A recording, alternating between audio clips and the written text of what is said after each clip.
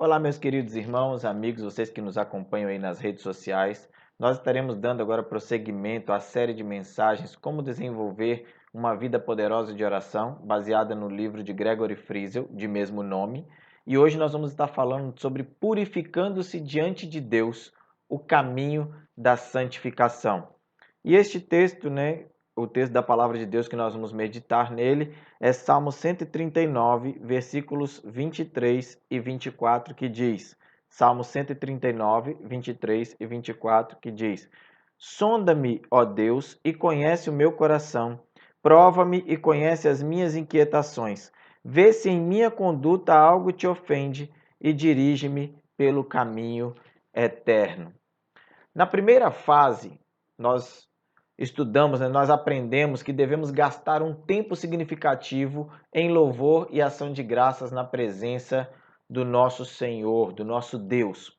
Hoje encontramos, quando nós entramos nessa segunda fase sobre a oração, agora nós vamos encontrar aqui um ponto inicial, em um novo período, em que a ênfase será agora a confissão de pecados e a purificação da alma e do espírito. Este tempo se faz necessário, pois é nele que Deus sondará o seu coração e purificará daquilo que impede de experimentar uma vida poderosa de oração. Segundo Gregory Friesel, ele mesmo declara, ele mesmo fala no seu livro, é durante o tempo de confissão e arrependimento que Deus corrige e ajuda nossas vidas. Através da confissão que nós experimentamos, é através da confissão que nós experimentamos o crescimento espiritual e que somos moldados à imagem de Cristo Jesus. Romanos capítulo 8, versículo 29 nos diz o seguinte: pois aqueles que de antemão conheceu, também os predestinou para serem conforme a imagem de seu Filho, a fim de que ele seja o primogênito entre muitos irmãos. Essa segunda fase está intimamente ligada ao processo de santidade e santificação do crente e que, infelizmente, se encontra ausente na vida do crente moderno. Diante disso, se torna impossível ter uma vida poderosa de oração se entre você e Deus há pecados não confessados. Nós precisamos ter essa informação sempre em mente de que Deus não nos ouvirá se houver pecados inconfessados em nossas vidas, como apresenta o salmista no Salmo 66, verso 18. Se eu acalentasse o pecado no coração, o Senhor não me ouviria. Assim, é importante colocarmos em prática o sábio conselho do apóstolo João em sua primeira carta. 1 João capítulo 1, versículos 6 a 10. Como apresentamos na fase anterior, em que o tempo precisa ser significativo, aqui não é diferente. Pois, se o seu tempo de confissão for breve, for bem curto, for pequeno, inconsistente e superficial, assim será o poder da sua oração, ou seja, do mesmo jeito, inconsistente, superficial, pequeno, pouco. Quero compartilhar então com vocês uma breve ilustração sobre este assunto. Esta ilustração tem como tema Confissão e o Grande Avivamento de Shantung. Na década de 90, havia um grupo de missionários americanos na província de Shantung, na China. O trabalho era pesado e os missionários se sacrificavam grandemente, indo para lá e para cá. Eles ensinavam a palavra de Deus, mas os chineses mostravam quase nenhum interesse. Percebendo isso, eles redobraram seus esforços, oraram bastante, testemunharam e pregaram da melhor forma possível, da melhor forma que podiam fazer. Eles se esforçaram para amar e ministrar ao povo chinês, mas ainda assim não conseguiram muitas respostas. Parecia que o coração daquele povo era feito de pedra. Depois de muito esforço e tentativas frustradas, os missionários desanimaram e começaram a perguntar a Deus o que estava acontecendo de errado com eles. e se empenharam tanto para tornar o evangelho conhecido naquele lugar. A resposta de Deus os surpreendeu. Deus disse: há pecados inconfessados em suas vidas e vocês não estão realmente cheios do Espírito Santo.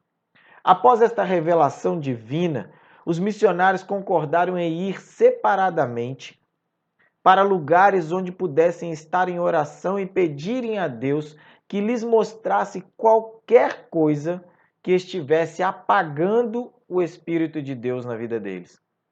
Cada um deles estava de posse de uma Bíblia, em um bloco de notas e uma caneta para anotar os seus pecados.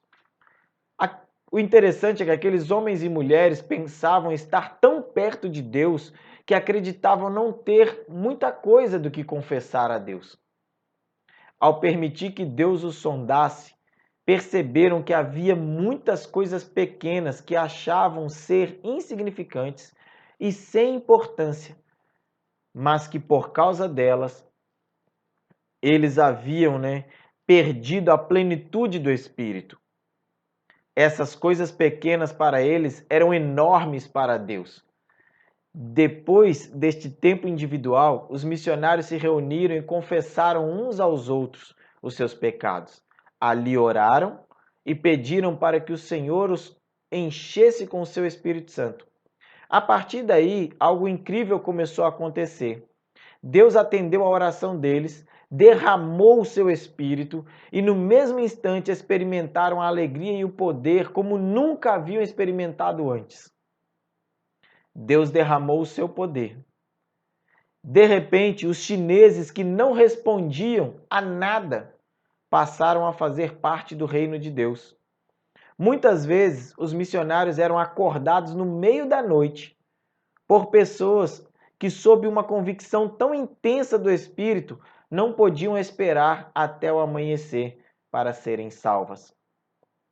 Agora você deve estar se perguntando: como Deus trouxe essa gloriosa mudança na vida dos missionários e tal avivamento espiritual a toda a região? Simples, do mesmo jeito que aconteceu em todos os grandes avivamentos da história cristã. O povo de Deus foi genuinamente purificado através da confissão profunda, e então Deus os encheu com poder que move montanhas. Mais uma vez, como já falamos anteriormente, este não pode ser um tempo de poucos minutos. Nós não podemos tirar apenas alguns minutinhos para estar diante de Deus. Nós precisamos tirar no mínimo 30 minutos de oração, de busca, de consagração ao Senhor. E quando você pedir para Deus sondar o seu coração, precisará gastar tempo significativo com Ele.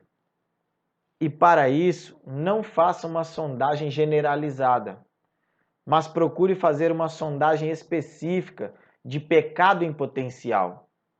Uma sugestão é fazer isso diariamente em sua vida, dividindo 7 categorias básicas para as quais nós vamos falar aqui agora neste momento. A primeira categoria de pecados que nós encontramos é o pecado de pensamento. Nesta nova jornada em prol de uma vida mais santa, de purificação da mente e do coração, deve ser a primeira atitude, porque, de acordo com a Bíblia, o pecado começa no coração e na mente. Mateus capítulo 15, verso 19 diz: pois do coração saem os maus pensamentos, os homicídios, os adultérios, as imoralidades sexuais, os roubos, os falsos testemunhos e as calúnias.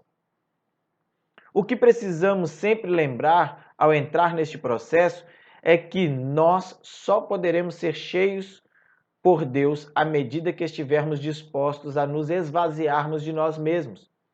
Se você for completamente honesto e sincero em sua confissão, Deus o purificará completamente e transformará a sua vida. Vejamos então alguns textos da Bíblia que nos mostram isso. Primeiro texto está lá em Mateus capítulo 5, verso 28, diz: mas eu lhes digo, qualquer que olhar para uma mulher para desejá-la, já cometeu adultério com ela no seu coração. Segundo texto que a palavra de Deus nos mostra é: este povo me honra com os lábios, mas o seu coração está longe de mim. Em vão me adoram. Para cada um de nossos pensamentos pecaminosos, precisamos pedir o perdão de Deus confiando nele para nos renovar a mente. Romanos capítulo 12, versículo 2. Assim como Paulo mesmo apresenta em sua carta aos Coríntios, leve todo o seu pensamento cativo ao senhorio de Cristo. A segunda categoria que nós encontramos são os pecados de atitude. Ao deixarmos Deus examinar nossa vida, Ele vasculha em tudo, em cada cantinho da nossa vida. Não somente nossas ações exteriores, mas vê principalmente a intenção que existe por trás dessas ações. Deus tem um interesse muito grande e especial nas atitudes de nosso coração. Vejamos alguns textos bíblicos que falam sobre isso também. Apocalipse capítulo 3, versículo 15 e 16 diz o seguinte: conheço as suas obras, sei que você não é nem frio nem quente. Melhor seria que você fosse frio ou quente. Assim, porque você é morno, nem frio, nem quente, estou a ponto de vomitá-lo da minha boca. Outro texto é Salmo 51, 17. O salmista diz: os sacrifícios que agradam a Deus são um espírito quebrantado, um coração quebrantado e contrito, ó Deus, não desprezarás. Nossa mente humana só vê pecado em roubar, matar e adulterar, mas existem pecados tão refinados como o orgulho, que muitas vezes deixamos passar despercebido. Quem busca ao Senhor em oração receberá um coração com espírito de humildade e contrição. Receberá um coração que seja real, de carne. Deus detesta toda forma de arrogância e autoaprovação e autopromoção, como apresentado nos versículos a seguir. Provérbios 8,13 diz: temer ao Senhor é odiar o mal. Odeio o orgulho e a arrogância, o mau comportamento e o falar perverso. 1 Pedro capítulo 5, versículo 5 diz: sejam todos humildes uns para com os outros, porque Deus se opõe aos orgulhosos, mas concede graça aos humildes. O fato de nos achegarmos a Deus sem crer nele interrompe o fluir do seu poder em nossa vida. Por causa dessa falta de fé, muitos crentes vivem fracos e derrotados, e muitas orações não são atendidas, como descrito em Mateus 13:58. Precisamos ser honestos ao avaliarmos nosso coração, preferencialmente pedindo perdão e a purificação de Deus. Terceira categoria que nós encontramos são os pecados de palavra. A forma como falamos tem uma grande importância para Deus. Para isso, é só observarmos o que Tiago fala em sua carta. Tiago, capítulo 3, versículos 10 e 11, ele diz: da mesma boca procedem bênção e maldição. Meus irmãos, não pode ser assim. Acaso pode sair água doce e água amarga da mesma fonte?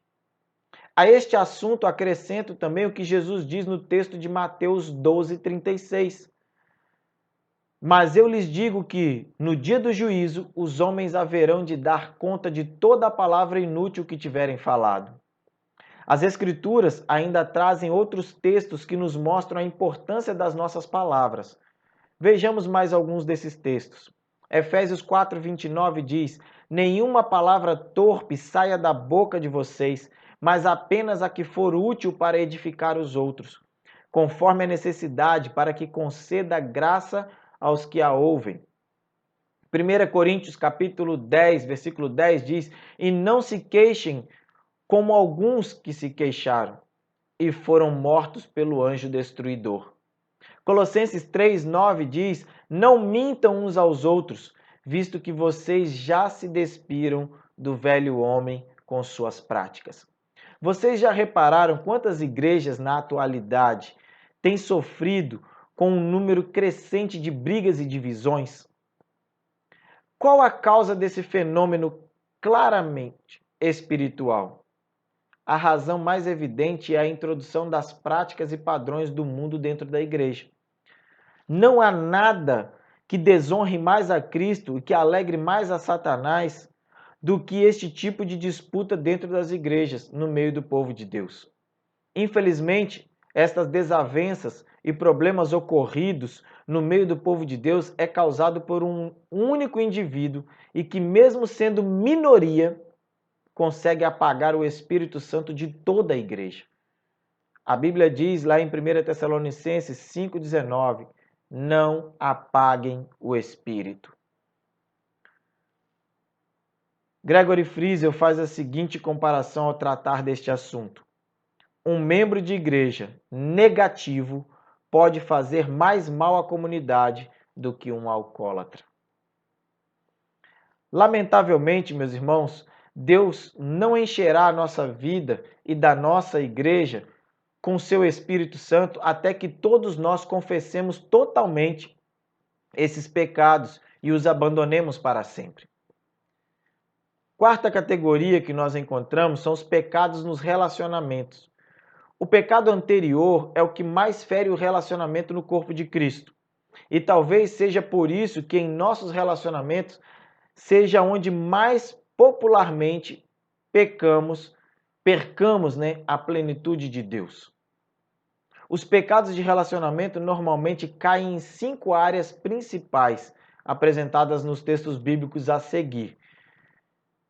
Entre os crentes, Mateus 5, 23 e 24. Entre marido e mulher, Efésios 5, 25. Entre pais e filhos, Efésios 6, 4. Entre filhos e pais, Efésios 6, de 1 a 3. E no relacionamento consigo mesmo, ou seja, a vaidade, 1 Pedro capítulo 3, versículos 3 e 4. Através dos textos acima, podemos perceber que os pecados de relacionamento vão muito mais além do que algo envolvendo apenas imoralidade sexual. O que é preciso fazer é pedir que Deus nos revele todo e qualquer relacionamento que se apresente inapropriado ou desequilibrado, sendo necessário dar um basta imediatamente antes que a situação piore. Muitos cristãos ignoram o fato de não aceitarmos os nossos relacionamentos, de que eles nos atrapalham e atrapalham o mover de Deus em nossa vida consequentemente. E na igreja também. Por isso, é importantíssimo que você gaste um tempo atentando para aqueles a quem você possa ter ofendido. Quando realizamos o autoexame sobre este assunto e acertamos as coisas, milagres extraordinários começam a acontecer na vida, na família, na igreja, quando alguém se humilha e pede perdão por algo de errado que tenha feito. Avivamentos poderosos ocorrem em igrejas inteiras, quando 1 ou 2 irmãos realmente acertam suas diferenças. O que precisamos ter em mente é que o perdão é uma escolha, não um sentimento. Grave muito bem isso. O perdão é uma escolha, não um sentimento. A quinta categoria que nós encontramos é o pecado de ação. Os pecados de ação são aqueles que nos fazem transgredir, ou seja, quebrar as leis e os mandamentos de Deus, ou fazer alguma coisa que ele proíbe. Nas Escrituras, nós encontramos alguns textos que descrevem algumas áreas comuns de transgressão. É importante que, quando estiveres em oração, você considere cada um destes textos. Efésios capítulo 5, versículo 5 diz: porque vocês podem estar certos disso, nenhum imoral, nem impuro, nem ganancioso, que é idólatra, tem herança no reino de Deus, no reino de Cristo e de Deus. Mateus capítulo 6, versículo 24 diz: ninguém pode servir a 2 senhores, pois odiará a um e amará o outro, ou se dedicará a um e desprezará o outro. Vocês não podem servir a Deus e ao dinheiro. A Bíblia deixa bem evidente para nós que se fizermos qualquer coisa sem ter a certeza de que a vontade de Deus, estamos cometendo pecado. Friesel representa esta situação de forma mais clara ao dizer o seguinte: se você está envolvido em ou com alguma coisa e não sente paz, é pecado. Jesus não pode ser o Senhor de sua vida se você não se liberta desses pecados. Enquanto não se desprender dessas coisas, você não conhecerá a plenitude da bênção de Deus. No entanto, ao fazer isso, você descobrirá uma liberdade e alcançará vitórias das quais nunca sonhou que seria possível acontecer. A sexta categoria que nós encontramos são os pecados de omissão. Este é um dos pecados mais frequentemente ignorados. As Escrituras apresentam alguns exemplos nesta categoria também. Buscando ao Senhor em oração, considere alguns dos pecados de omissão que são apresentados nesses textos a seguir. Tiago 4,17 diz o seguinte: pense nisso, pois quem sabe que deve fazer o bem e não o faz, comete pecado. Tiago 3,1: meus irmãos, não sejam muitos de vocês mestres, pois vocês sabem que nós, os que ensinamos, seremos julgados com maior rigor. Tiago capítulo 1, versículo 23 e 24 diz: aquele que ouve a palavra, mas não a põe em prática, é semelhante a um homem que olha a sua face no espelho e depois de olhar para si mesmo, sai e logo esquece a sua aparência. Uma omissão comum é não obedecer a Deus no momento em que Ele fala com você. Para permanecermos em Jesus, uma fórmula diária precisa ser seguida com muito empenho e dedicação. Esta fórmula é o estudo diário da Bíblia e a oração relacional com Deus.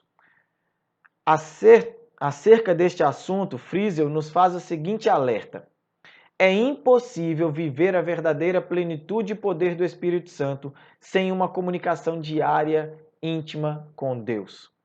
Na primeira carta de Paulo aos Coríntios, no capítulo 12, ele faz a declaração de que Deus, através do Espírito Santo, distribuiu dons diferentes para cada crente, visando o bem comum, e esses dons precisam ser usados incessantemente no corpo de Cristo.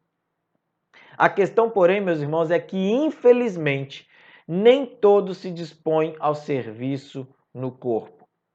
É triste, mas é a mais pura verdade e realidade que 20% dos membros da igreja, preste atenção nisso, 20% dos membros da igreja fazem 80% de todo o serviço e sustentam financeiramente toda a obra da igreja. Imagina se todos os 100% fizessem o serviço, como o reino de Deus não avançaria por essa terra. Mas apenas 20% faz o serviço de 80%. 80% fica de braço cruzado, olhando para você, esperando ver o que vai acontecer. A pergunta que fica agora é: em qual porcentagem você se encontra? Nos 20%, que trabalha duro e firme para o avanço do reino, ou nos 80% que ficam só esperando para criticar e dizer as coisas e não ajudam em nada? A sétima categoria de pecado que nós encontramos são os pecados de autocontrole e autoconfiança. Chegamos então à última categoria, e pelo que parece, esta é a que pode exigir um pouquinho mais de você no que se refere a discernimento e revelação por parte de Deus. Sem dúvida, muitos crentes ainda não crucificaram o seu eu em várias áreas, o que certamente impede que Cristo flua em suas vidas e por meio deles. Esse pode ser o principal motivo porque muitos crentes não conseguem experimentar a vitória prometida por Deus de forma clara. Vejamos alguns textos das Escrituras. Mateus capítulo 16, verso 24 e 25 diz: então Jesus disse aos seus discípulos: se alguém quiser acompanhar-me, negue-se a si mesmo, tome a sua cruz e siga-me. Pois quem quiser salvar a sua vida, a perderá, mas quem perder a vida por minha causa, a encontrará. Romanos capítulo 6, versículo 6 diz: pois sabemos que o nosso velho homem foi crucificado com ele, para que o corpo do pecado seja destruído e não mais sejamos escravos do pecado. Gálatas 2:20 diz: Fui crucificado com Cristo, assim já não sou eu quem vive, mas Cristo vive em mim. A vida que agora vivo no corpo, vivo-a pela fé no Filho de Deus, que me amou e se entregou por mim. Somente quando você escolhe negar a si mesmo e pela fé obedecer a Deus, você conhecerá o seu poder. Algumas vezes Deus permitirá provações em sua vida com o intuito de fazer manifestar a nossa fraqueza, para que busquemos nele a força, como é ensinado por Paulo em 2 Coríntios 12:10. Por isso, por amor de Cristo, regozijo-me nas fraquezas, nos insultos, nas necessidades, nas perseguições, nas angústias, pois quando sou fraco é que sou forte. Esse é o tratamento de Deus para nos libertar de nossas amarras espirituais. Ele permite tribulações porque elas têm um glorioso propósito em nossa vida. Por isso, nós chegamos ao final, à conclusão deste estudo. Chegamos à conclusão, então, de que não são as estratégias de qualidade e muito menos nossa força que vão liberar o fluir do avivamento, mas a profundidade de nossa purificação pessoal e de nossas orações. Um bom exemplo a ser lembrado agora é o relato de Juízes, capítulo 7, versículo 2. Embora as estratégias sejam importantes e que precisemos delas, não devemos colocar uma ênfase maior nelas do que na profunda purificação diária e na oração fervorosa. Salmo 66, 18-20 diz: Se eu acalentasse o pecado no coração, o Senhor não me ouviria. Mas Deus me ouviu, deu atenção à oração que lhe dirigi. Louvado seja Deus, que não rejeitou a minha oração, nem afastou de mim o seu amor. Através desta oração, então, do salmista, eu encerro aqui esta explanação sobre essa segunda fase da oração. O Senhor, Ele é soberano e Ele quer ajudar você a ter uma vida de intimidade com Ele, a ter uma vida poderosa de oração. Que Deus abençoe a sua vida.